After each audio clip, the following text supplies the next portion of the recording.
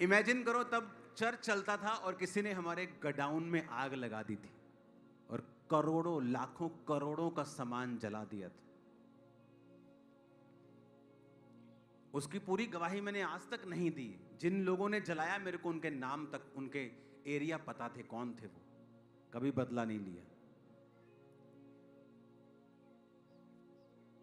और उस चीज की इंश्योरेंस भी थी। गलती कहां थी कि जो पहले गोडाउन का एड्रेस था मेरा, वो चेंज हो गया था। बस इंश्योरेंस वालों को अपडेट नहीं करवाया एड्रेस। रोज इंश्योरेंस वाला एक बुजुर्ग सा आदमी आता था, मेरे फादर को ढाबे पे लेता, खाता पीता था। 1-1.5 महीना इंस्पेक्शन करता रहा। बाद में कहते हम कुछ नहीं दे सकते। इतना हरास किया। और जब ये चल रहा था हरासमेंट, आप समझ रहे मेरी बात को? हाँ, ऑफिशियल हरासमेंट होती है ना कई बार, ये सब चल रहा है और मैं सेवा कर रहा हूं पवित्रताई में, प्रार्थना में, और उधर से शैतान हरास कर रहा है और मैं सोच रहा हूं ये क्या हो रहा है।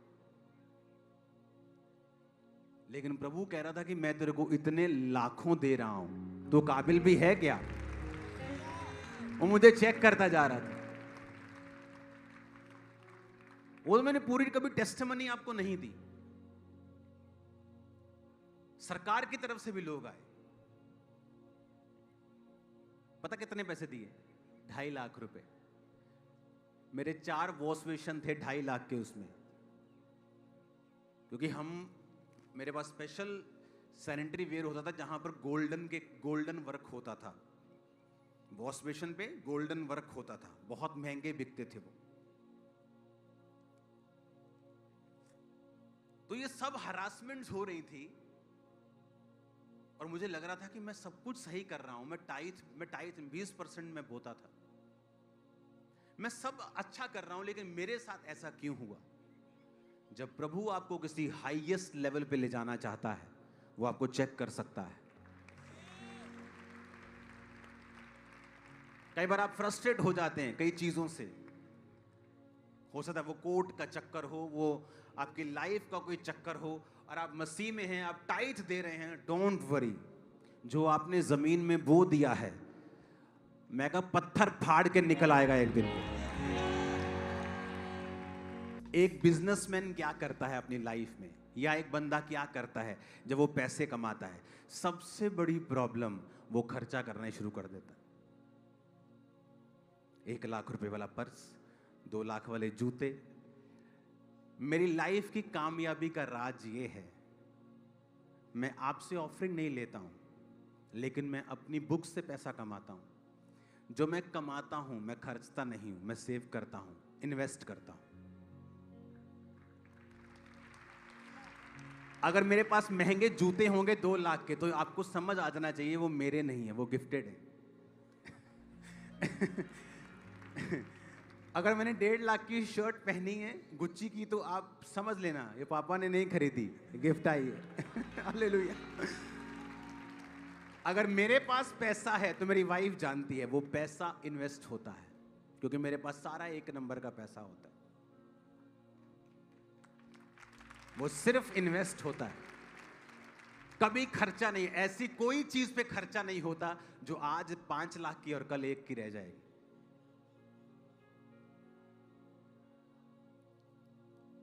हालेलुया। ये आईफोन वाले फोन स्लो कर देते हैं, नहीं तो मेरे पास अभी तक आईफोन 10 नहीं पड़ा होता, क्योंकि मेरे आईफोन पे कुछ होता ही नहीं, स्क्रैचलेस रहता है वो। इतना काम करने के बावजूद भी मेरे हाथों में बरकत दी है प्रभु ने। लेकिन हर साल नया गिफ्ट आ जाता है, मुझे जरूरत नहीं पड़ती। कितने समझ रहे हैं? मोस्टली मेन क्या गलती करते हैं जब उनके पास पैसा आता है? वो भूल जाते हैं जैसा आज है हो सकता है कल वैसा। तो मुझे इन्वेस्ट करना है, सेविंग करनी है।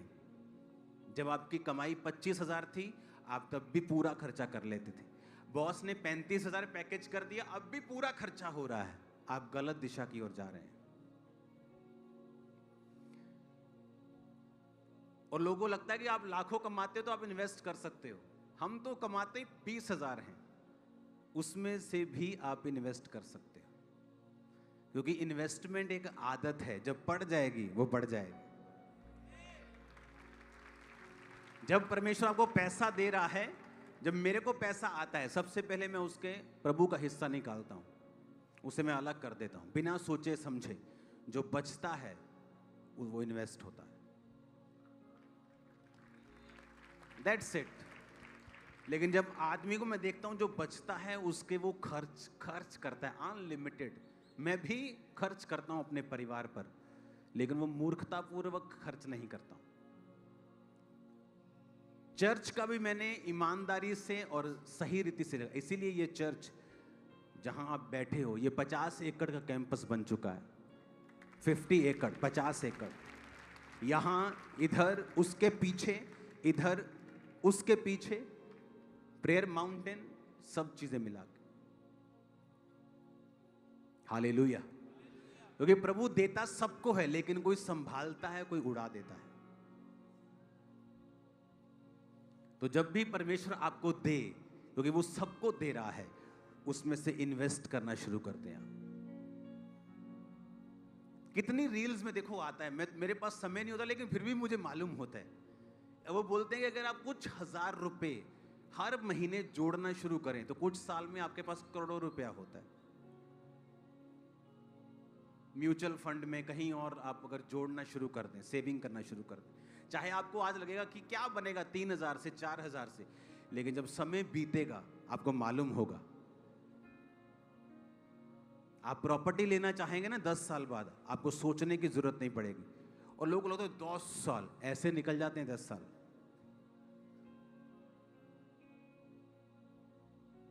आप ब्लेस हो आज।